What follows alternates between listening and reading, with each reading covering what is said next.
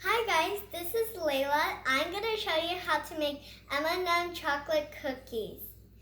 So first you have to get some M&Ms and squish it, and you put it in the middle and you roll it into a ball.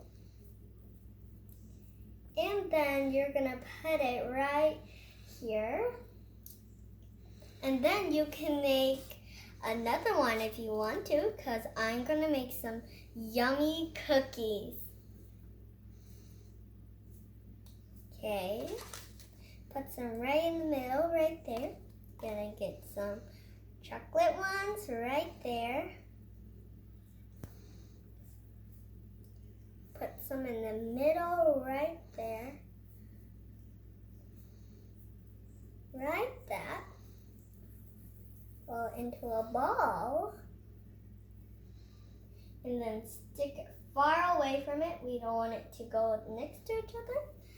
And then we're gonna get another one right here, like that. And then we're gonna have to do the same thing. So watch me. You squish it like this. Get some M&Ms. Like that. Subscribe to this video.